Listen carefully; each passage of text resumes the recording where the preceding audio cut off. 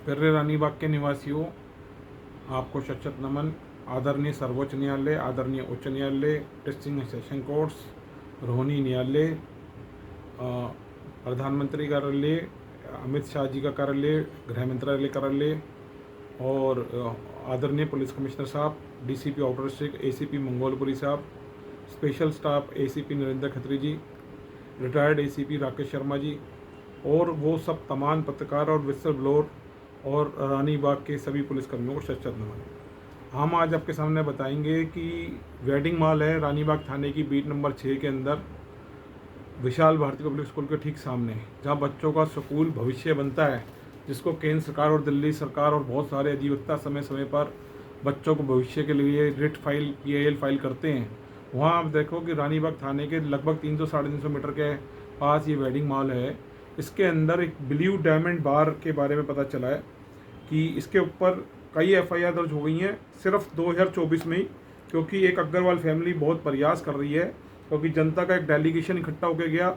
इससे पहले नीरज गुप्ता काउंसलर थे, उन्होंने भी 4 यहाँ पे स्पा बंद करवाए थे इस वेडिंग मॉल के अंदर।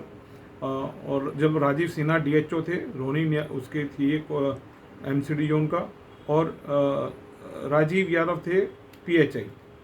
साथियों, मैं बताना चाहता हूँ सबसे पहले तो यहाँ पे एफआईआर दर्ज हुई, एफआईआर 525 डेटेड 8/8/24 को, दिल्ली एक्साइज एक्ट 2009 में 33 के अंदर।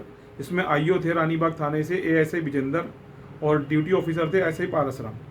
आकाश राम नाम के एक पटवारी हैं जो एचएम सरस्वती अरेंडर के नीचे काम करते हैं, उन्होंने ये मुकदमा दर्ज कराया था और उन्होंने काफ़ी सारे गंभीर आरोप लगाए थे इस बार के ऊपर, और एक एफआईआर रानीबाग थाने से उन्होंने दर्ज कराई कानूनी प्रोसेस के तहत। मुझे नहीं पता उसके ऊपर उन्होंने आगे क्या कार्रवाई करी। सुनने में ये आता है कि बिल्डिंग सील हो गई थी, ये प्रेमाइसिस सील हो गया था। उसके बाद यहाँ से एक एफआईआर और दर्ज हुई, एफआईआर 746 डेटेड 10/10/24। इस एफआईआर के अंदर सेक्शन में दर्ज हुई अंडर सेक्शन 223 ब्रैकेट में ए, एम बरानी एसडीएम सरस्वती यार थे। इसमें भी आईओ एएसआई विजेंदर लगे और ड्यूटी ऑफिसर थे एएसआई मनोज कुमार।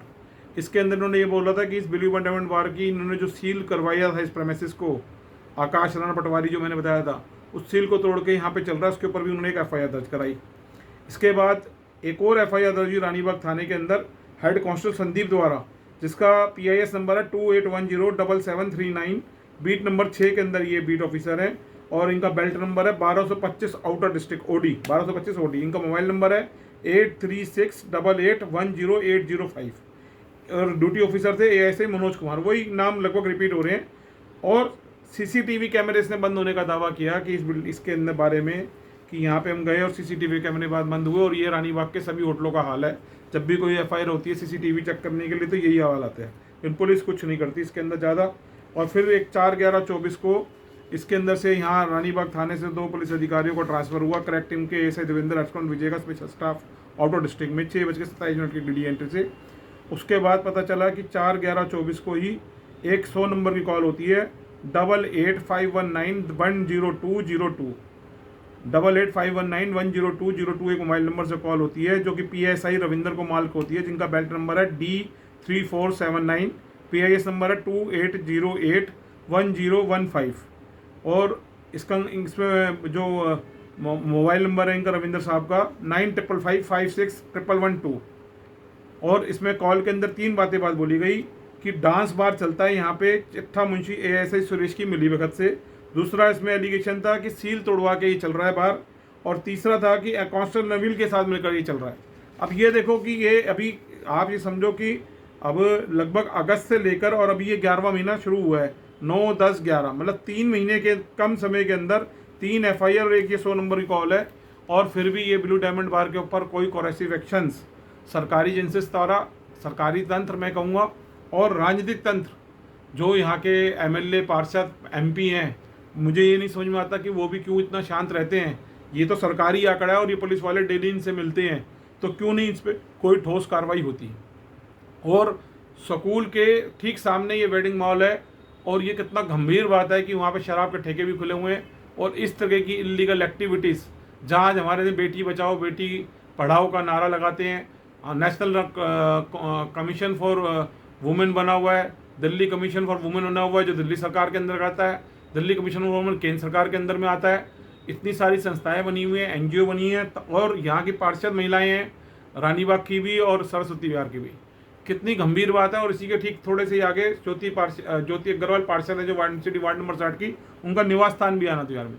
इतना सब कुछ चल रहा है वहाँ पे। वहाँ की ट्रैफिक पुलिस शांत है, लोकल पुलिस शांत है, पीसीआर ऑफिशियल शांत है, ईआरबी पुलिस शांत है। एसएचओ रानीबाग मुकेश गौड़ सुबह डेली सैर करने जाते हैं। कई बार तो ये नोटिस में आया है कि सरकारी गाड़ी के अंदर जाते हैं और वो ये पार्क है बिल्कुल ए ब्लॉक का, उसके अंदर जाते हैं। तो ये सब मुझे समझ में नहीं आता कि इतना बड़ा सरकारी तंत्र आखिर खामोश और मौन क्यों रहता है ऐसी इलीगल एक्टिविटीज़ को संरक्षण दे रहा है। और ऐसे ही ये बीट नंबर 6 के अंदर मुजरा चल रहा है। ऐसे 4 मुजरों की खबर है बीट नंबर 1 M2 के बीट नंबर 1 पे, जहाँ पे ASI विनोद है, beat officer head constable Mukesh, head constable Hemraj. मुझे ये समझ में नहीं आता कि ये सब चीज़ें इतनी आम जनता तक पहुँचती है। यहाँ पे ग्राहक पहुँचते हैं जो शराबी तत्व हैं, जुआ बैटिंग सट्टा करने वाले, नारियों का शोषण करने वाले यहाँ पहुँचते हैं। और समझ में ये नहीं आ पाता कि ये खबर को पुलिस ने रिकॉर्ड में भी दर्ज है, फिर कोई कार्रवाई नहीं होती। 4 मुजरों की सूचना मिली है मुझे रानीबाग के बीट नंबर 1 में। अब हम क्या कर सकते हैं कि हमें ये समझ में नहीं आता। हम सिवाय अपनी आवाज़ को जनता और सरकार तक पहुँचाते हैं, हमारे पे इन्फॉर्मेशन आती है, लेकिन सरकार और जनता को अब देखना है सरकारी तंत्र राजनीतिक तंत्र को वो क्या एक्शन लेंगे। वहाँ पे तमाम ऐसे बीट नंबर 1 में भी और बीट नंबर 6 से जुड़े हुए राजनीतिक तंत्र के लोग हैं जिनको ये सारी सूचना की जानकारी है। अब वो उनको देखना है कि उनको क्या फैसला लेना है। सरकारी तंत्र को MCD के 12 डिपार्टमेंट है और MCD केशवपुर जोन के जो हेड हैं, मुखिया हैं संदीप कुमार गहलोत, जो DCM 9/9/24 से जिन्होंने ज्वाइन किया, अब उनके लिए भी ये चुनौती है कि वो इनके लिए क्या कार्रवाई करेंगे। दिल्ली सरकार के मंत्री और दिल्ली सरकार के जो SDM है सरस्वती विहार के M भरानी और उनके जो पटवारी हैं, उनको भी ये देखना पड़ेगा कि अब वो कैसे करेंगे। ये सब चीज़ें ओपन आर्म चल रही है। दिल्ली का एक्साइज एक्ट का जो कानून है का डिपार्टमेंट है, दिल्ली एक्साइज एक्ट, वो भी दिल्ली सरकार के अंडर में आता है। और सत्येंद्र जैन साहब यहाँ से मंत्री हैं और अभी फिलहाल चुनाव के दिन आने वाले पदयात्राएं शुरू होने वाली हैं।